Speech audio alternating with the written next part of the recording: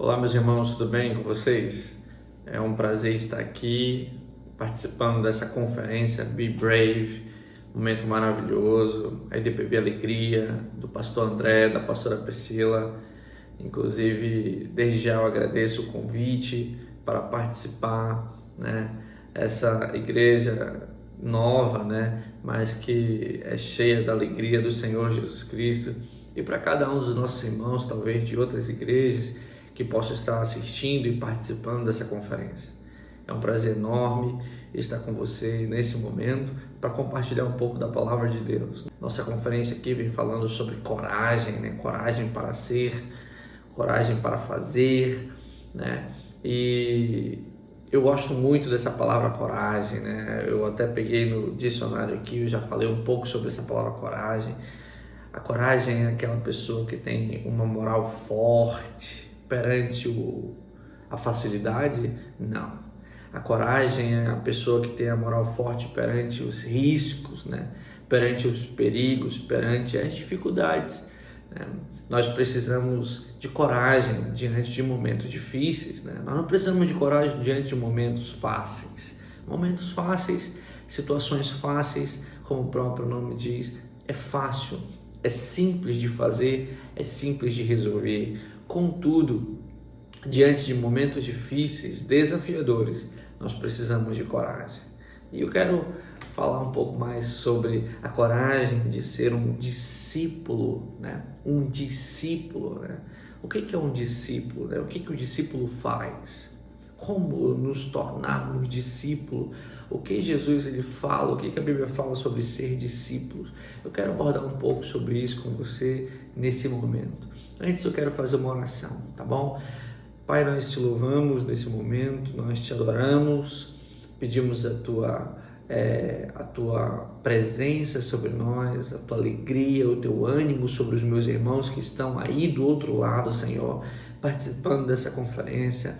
Be brave, ousadia, coragem, que essas palavras sejam vida dentro do coração de cada um deles, Senhor. Nos ensina nesse momento a sermos discípulos, nos ensina, Senhor, a darmos passos contigo. É isso que eu te peço, no poder do nome de Jesus. Amém. Graças a Deus. Antes de começar essa mensagem, eu quero mostrar para você uma imagem que me chocou muito. Você está vendo aí uma imagem de um grupo de árvores. Elas estão plantadas no mesmo lugar, né? E me chamou a atenção que essas árvores elas foram arrancadas, né? Arrancadas por uma ventania. Como você está vendo aí, ela virou completamente e nos deu a possibilidade de ver as raízes dessas árvores, como você está vendo na imagem, né? Não é interessante que são árvores grandes, são árvores muito altas, né? E elas viraram completamente com a força do vento. E quando elas viraram, a gente teve acesso às raízes. Não é interessante as raízes dessas árvores? Observe aí nessas imagens. Observe que praticamente não tem raiz, né? Raiz muito frágil, raiz muito fina, raiz muito pequena. Essa imagem falou muito comigo e eu quero trazer para você. Por quê? Porque Jesus, ele chamou a cada um de nós, né? Eu acho interessante que por onde Jesus ele ia, ele estava cercado de multidões. Depois que Jesus começou a curar, depois que Jesus começou a ensinar, uma multidão muito grande seguia Jesus por onde ele ia, né? Jesus multiplicava os pães, ele curava os cegos, ele curava os coxos, e aquela notícia daquelas ações de Jesus rapidamente se espalharam. Então viam pessoas de todos os lugares e se aproximavam de Jesus para ouvi-lo, para experimentar do milagre de Jesus, para experimentar um pouco da cura de Jesus. Não é interessante isso? Mas eu quero lhe chamar a atenção sobre a diferença da multidão para os discípulos, da multidão para os apóstolos. Jesus ele fala no livro de Mateus capítulo 7 sobre a diferença de pessoas que têm raízes para pessoas que não têm raízes, de pessoas que edificam a sua vida, edificam a sua casa, edificam a sua fé, a sua esperança, a sua alegria, a sua ousadia, a sua coragem em coisas superficiais, não profundas. E ele diz que o que acontece com essas pessoas é que no momento que as dificuldades vêm, rapidamente levam elas embora. Assim como aconteceu com essa árvore, eles tombam a vida daquela pessoa. As dificuldades, elas têm poder para dissipar a força, para dissipar o ânimo. Você já viu uma pessoa que sempre foi muito animada, sempre foi muito cheia de vigor, mas num determinado momento parece que algo sugou a energia, a força, e aquela pessoa se tornou apagada, ela se tornou paralisada, infrutífera, sem motivo, sabe? Sem esperança, sem perspectiva. Por quê? Porque a sua vida ela estava embasada em algo muito superficial, algo muito frágil, e quando veio as dificuldades, quando veio as tentações, quando veio os problemas, tombaram a sua vida, né? Derrubaram, quebraram, destruíram a sua base, não tinha raiz, não tinha profundidade. Mas Jesus também diz que aquele que edifica a sua vida, a sua casa, a sua fé sobre a rocha. Quem é a rocha? A rocha é Jesus. A rocha é a palavra de Deus. Aquele que edifica a sua casa sobre essa rocha, sobre a palavra, aquele que edifica a sua esperança sobre a palavra, aquele que edifica a sua coragem, a sua ousadia sobre a palavra, aquele que edifica o seu vigor, né? Aquele que puxa da palavra de Deus, né? A força.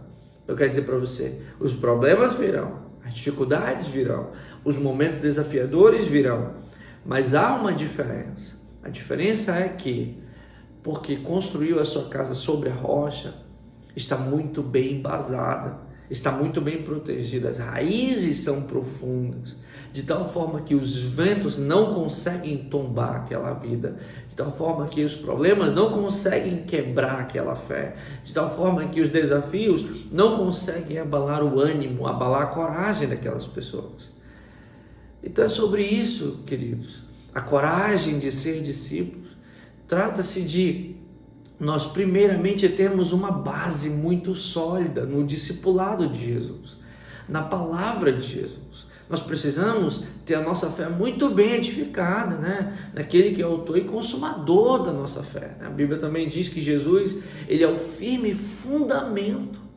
Então a nossa vida, a nossa esperança, a nossa fé, antes de tudo, ela tem que estar nele, não em uma ideologia, não em uma ideia mundana, não em uma pessoa famosa, mas simples e puramente em Jesus, porque nele nós temos a perspectiva de que problema algum nos vencerá.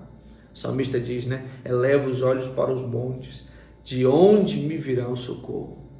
Logo em seguida ele diz, o meu socorro vem do Senhor, que fez os céus e a terra. Ele está acima de todas as dificuldades. Ele está acima de todos os problemas. E nele nós podemos colocar a nossa fé, a nossa esperança. Nele nós podemos embasar, enraizar a nossa vida. E estaremos protegidos. Tá bom? Então Jesus, ele nos chama para ser pessoas enraizadas. Pessoas profundas no relacionamento com ele. Qual é a diferença de uma multidão que segue Jesus, que anda ao redor de Jesus, que ouve um ensinamento ou outro, mas logo vai embora? Para o discípulo. É interessante que os discípulos de Jesus, eles ficavam com Jesus. Eles participaram do ministério de Jesus durante todo o processo da vida dele aqui na terra. Eles estavam com Jesus, seja nos momentos maravilhosos das curas, seja nos momentos mais desafiadores em que a própria multidão não queria mais ouvir Jesus, né? Seja nos momentos em que os fariseus acusaram Jesus de blasfêmia. Os discípulos estavam lá. Quando Jesus foi preso, os discípulos estavam lá. Quando Jesus estava orando, os discípulos estavam sempre ali por perto. A multidão não. A multidão não. A multidão, ela logo se dissipa. A multidão, ela logo se vai. Diante do tempo, ela logo vai embora. O discípulo, não. E eu quero dizer para você, será que precisamos de coragem para ser discípulos? Claro que precisamos de coragem para ser discípulos. Porque para sermos discípulos, deixarmos de ser um assistente por observar, né? Por olhar, e passarmos a ser discípulos, exige de nós escolhas. Exige de nós a tomada de decisão para aprofundarmos a nossa vida em alguém, que no caso é Jesus, né? Então eu estava me lembrando de Jesus quando ele passa diante da coletoria e ali ele vê um jovem, diz lá em Mateus 9:9, né? Ele diz: saindo Jesus viu um homem chamado Mateus. Eu acho maravilhoso esses encontros de Jesus com os discípulos. Ele viu um homem chamado Mateus sentado na coletoria e ele apenas disse para Mateus: siga-me. O que é que Jesus ele está dizendo aqui? Ó, Mateus, levanta da tua coletoria de impostos, entrega o teu cargo, deixa para trás os teus bens, o teu salário, o teu alto salário e segue-me.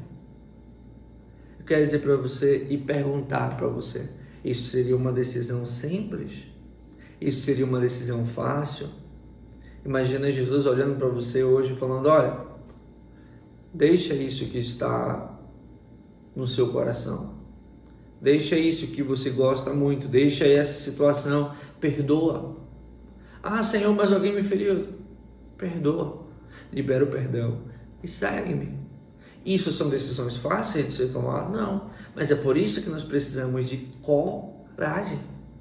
Coragem para levantar da nossa coletoria de impostos e deixar de ser alguém ali que ouve uma história de Jesus e levantar e seguir Jesus e passar a ser um discípulo de Jesus, passar alguém que está com Jesus, passar alguém que está em Cristo, passar alguém que vive com Cristo, que faz parte dos crentes, faz parte daqueles que são os cristãos, os seguidores de Cristo. Precisa de coragem. E Jesus falou: olha, Mateus, siga-me. E a Bíblia diz que Mateus se levantou e o seguiu, assim como aconteceu com todos os outros apóstolos. Então Jesus, ele nos chama para sair do lugar onde nós estamos, o lugar de comodismo, o lugar de facilidade, e nos desafia. Ele está dizendo para você hoje: olha, siga-me. Ele também diz na palavra dele: olha, aquele que quiser ser o meu discípulo, tome a sua cruz. A cruz, as responsabilidades, o ônus das decisões. Tem que ter coragem para tomar a cruz. Tem que ter ousadia para tomar a cruz. Você sabia disso, querido? Tem que ter a ousadia, né? Eu estava conversando outro dia com uma pessoa e ela era um líder, né? Uma líder que cuidava de pessoas. E naquele momento ela não queria, ela estava com tempo livre, ela não queria ir para a igreja, ela não queria encontrar aquelas pessoas, ela queria aproveitar o tempo livre dela para ir para outros lugares, conhecer outras pessoas, meio que querendo umas férias, né? E eu falei para ela, eu falei: minha amiga, minha irmã, eu tomei uma decisão um dia na minha vida, eu entreguei a minha vida para Jesus, e a partir desse momento eu não tiro férias de Jesus, eu não tiro férias de ser um pastor, eu não tiro férias de ser um homem que carrega a palavra de Deus. Então, se eu, mesmo que no momento de férias, que nós podemos tirar, né? Mas no momento de férias eu não deixo de ser crente, eu não deixo de ser um seguidor de Jesus, eu não deixo de carregar comigo a palavra de Deus. Mas por quê? Porque um dia eu tomei a decisão de me levantar da minha coletoria de impostos e seguir aquela voz que falou comigo. E eu quero dizer para você, vale a pena. No final das contas, vale a pena seguir a Jesus. Vale a pena ser um discípulo de Jesus. Nós vamos experimentar grandes coisas. Eu quero dizer para você, vale a pena. Não tenha medo, tá bom? Por isso, coragem para ser um discípulo de Jesus, porque é maravilhoso. E eu pensando mais um pouco sobre o ser um discípulo, né? Jesus também fala no livro de Mateus, capítulo 10, versículo 25, ele diz sobre imitar, né? O que o discípulo faz? Ele imita, né? Basta ao discípulo ser como o seu mestre, né? Ou seja, basta ao discípulo buscar reproduzir a imagem do mestre. Basta ao discípulo buscar reviver as palavras do mestre, seguir o exemplo do mestre, caminhar sobre as pisadas do mestre, né? Imitar, né? Isso é esforçar-se para reproduzir, tomar por modelo exatamente o que o mestre fez ou faz, né? O discípulo almeja ser parecido com o seu discipulador, ser parecido com o seu mestre, né? Eu quero ser parecido com Jesus. Será se precisa de coragem para ser parecido com Jesus hoje? O que você diz? Será se precisa de coragem para ser parecido com Jesus lá na sua escola hoje? No seu trabalho hoje? Né? Num lugar em que talvez muitas pessoas escondem coisas, pegam coisas que não é seu. Será que você precisa de coragem para ser diferente desse procedimento? Quero que você pense nisso. Precisa de coragem. Mas Jesus não chamou pessoas para viver no meio da multidão. Jesus chamou discípulos. Ele está chamando você, então segue-me, tenha coragem, imite os meus passos. Basta ao discípulo ser como o seu mestre. Imita os procedimentos de Jesus. Imita o caminhar de Jesus, a verdade de Jesus, aonde quer que você for, aonde quer que você esteja, dentro da casa de Deus e também fora, na rua, no trânsito, numa viagem, né? No lugar em que você está cercado de muitos amigos, mas também no dia que você estiver sozinho, imite, porque basta o discípulo ser como o seu mestre, né? Em Lucas, capítulo 14, versículo 27, ele diz assim, né? E qualquer que não levar a sua cruz e não vier após mim, não pode ser o meu discípulo. Aqui ele fala negativamente. Se não tomar a cruz, não é meu discípulo. Se não tomar a cruz e não seguir e não imitar, não é meu discípulo. Se não tomar a cruz, vou repetir para você, e não seguir, não é meu discípulo, né? Então você já talvez tenha ouvido esse exemplo aqui numa das ministrações sobre o jovem rico, que ele chega com Jesus, ele obedece os mandamentos, ele honra o pai, a mãe, ele honra as autoridades, ele não rouba, ele não é adúltero, ele não é mentiroso, ele não dá falso testemunho. Tudo isso eu tenho observado, pai, ele diz. Então Jesus ele fala a verdade agora, né? Ele vai no coração do homem e fala, olha, vende tudo que tens e segue-me. Dá o dinheiro aos pobres e venha após mim. Tome a tua cruz e siga-me. Quando ele ouve aquelas palavras de Jesus, ele se frustra, o seu semblante cai, ele fica frustrado com o que Jesus falou para ele. E ele vira as costas para Jesus e vai embora. E aqui, em Lucas 14, 27, ele fala claramente, o que aconteceu com aquele jovem? Ele fala claramente, e qualquer que não levar a sua cruz e não vier após mim, não pode ser o meu discípulo, não pode. Aquele jovem rico, ele desprezou ser um discípulo de Jesus. O desejo dele foi de permanecer com as suas riquezas mundanas, riquezas naturais, maior do que desejar viver as riquezas espirituais de Deus. Então muitas pessoas, elas param pelo meio do caminho, né? Elas interrompem o processo do chamado, o processo do discipulado. Muitas pessoas param pelo meio do caminho e interrompem tudo que Deus está fazendo por medo, falta de coragem. Quero dizer para você, Jesus te chamou E Ele está te chamando mais uma vez hoje. Talvez você esteja aqui, sabe que Ele te chamou, mas ainda não teve coragem de dar o passo de ser um discípulo. Talvez você está aqui olhando ao redor como aquela multidão olhava, mas nunca chegou perto, deu as mãos para Jesus e falou: Pai, eu quero tomar a minha cruz e eu quero te seguir.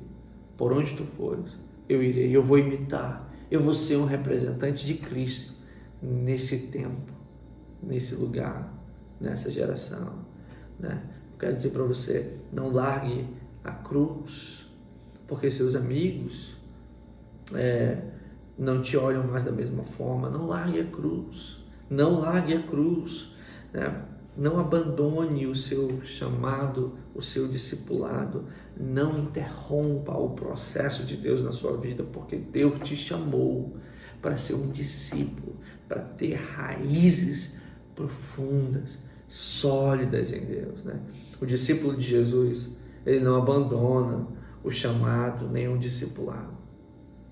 Ele não larga a cruz, ele não diminui a cruz, ele carrega a cruz até o fim. E tem uma palavra que eu amo, eu vou abrir agora, eu não tinha colocado aqui, no livro de Apocalipse, capítulo 22, eu guardo essas palavras na minha vida, né?